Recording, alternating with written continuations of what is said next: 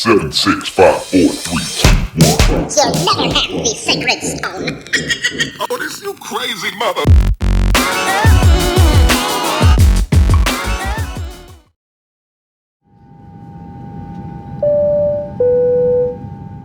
Ladies and gentlemen, this is the Grubby Pirate speaking.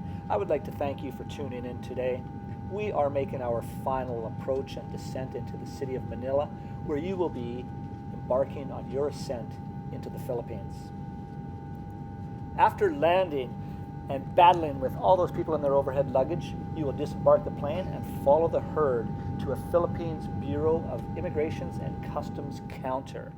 However, before doing so, please have your Philippines Customs Declaration card filled out in its entirety and ready for presentation upon arrival at the Customs counter. Again, thank you for tuning in to the Grubby Pirate, and welcome to the city of Manila. You are almost in the Philippines. And there you go. You are standing up, you're walking. How do those legs feel? This is always, to me, the most exciting part of the trip is getting off that plane and racing with the masses to customs. And that's exactly where we're headed now. But before we get there, I want to make sure that you have everything ready for when you do get there. Again, as mentioned, customs declaration form. Now, as you reach customs, you are going to also need to show not only that valid passport with, again, more than 6 months remaining, but you're also going to have to show a return ticket or at least an exit ticket from the Philippines before being accepted through customs.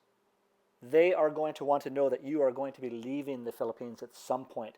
Now, this can be a throwaway ticket, it can be a return ticket, whatever it is, you just need to prove that you will be leaving the Philippines. So here you are, you're finally closing in on the Bureau of Immigration, Department of Justice, and Customs Immigration counter at Manila International Airport. Woohoo! Here we go. Now, I'm just going to spend a couple of seconds here explaining your visa requirements and, of course, your allowances and your admitted stays in the Philippines. And the following information will be for residents who require a visa to enter the Philippines and, of course, for residents who do not require a visa to enter the Philippines. As a North American, you do not require a visa to enter the Philippines. However, you are restricted to the amount of time that you are allowed to stay in the Philippines and the amount of time before you need to renew the stamp on your passport. And here's some information, again, for nationals who require and nationals who do not require a visa for entry into the Philippines. As a foreign national, you will be admitted to the Philippines with an initial stay of 30 days. Thereafter, you may extend for an additional 29-day stay in the Philippines. But of course, you can bet your sweet ass there's going to be an additional cost as well. Now, thereafter, that initial 29-day extension, you may extend for an additional 1 month, 2 month, or 6-month extension again. Now, these extensions must be processed at least 1 week prior to the expiration of your valid and current stay. Because one thing you're going to learn in the Philippines, there always is an additional cost. Now, how long can you stay in the Philippines? Well, as a non-visa required national, you may extend your stay up to 36 months, while visa required nationals may extend their stay up to 24 months. And these said periods should be counted from the date of your latest recorded arrival. And that is pretty much it, everybody. You are in. Now the fun really begins, getting the hell out of that airport. But before you do get out, I should also mention to renew your visa and your passport for extended stays in the Philippines. This can be done either at the airport, of course, at customs, or at any Bureau of Immigration, Department of Justice office anywhere in the Philippines. Now, they're not everywhere, but you can find them on most islands. Now, you can also have an outside source renew your passport for you, which is generally what I do. I usually go to my travel agent, Joy, who, by the way, is in Angeles.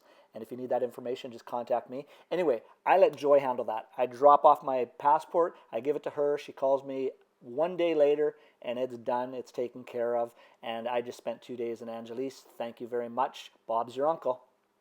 Okay, it's time to get out of here. Let's go pick up your luggage and then start thinking about a taxi or the shuttle for your connecting flights.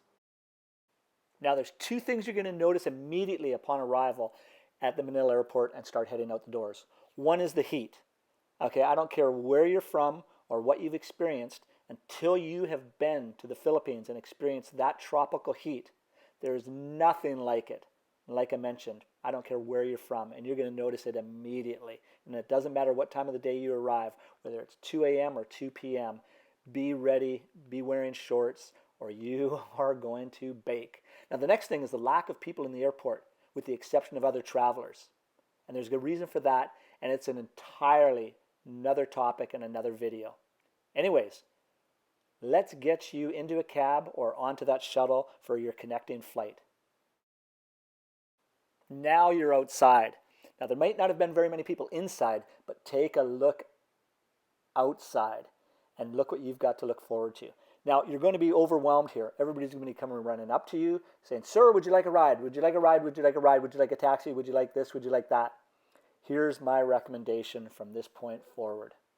And the next few seconds are going to be for travelers that are looking to grab a taxi. And here's some helpful information for you. Now, you're going to be looking for a cab, probably looking like a lost little sheep. And you're going to have security guards coming up to you. You're going to have uniformed people coming up to you, asking you if you'd like a cab.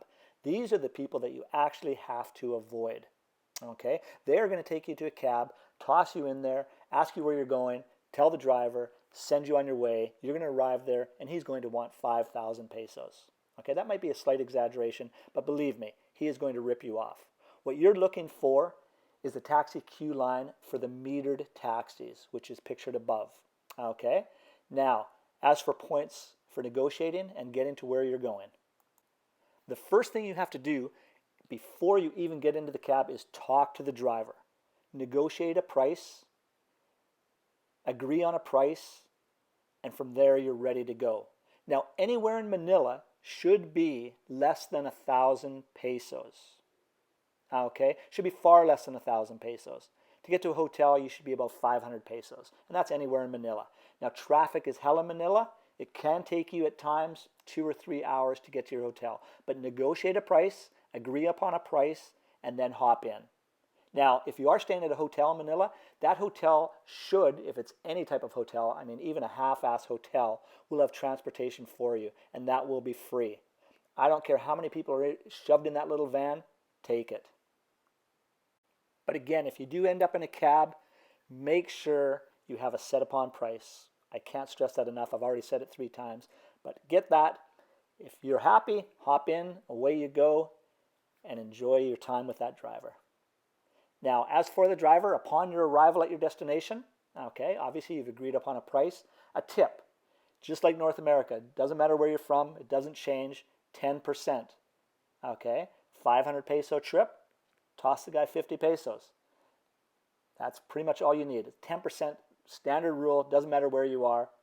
Okay, whether you're in Timbuktu or you're back in Albuquerque, please, just stick at 10%.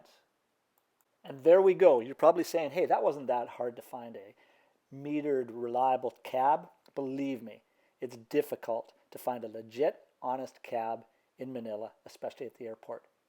All right, good luck. You're headed to wherever you're headed. Have fun.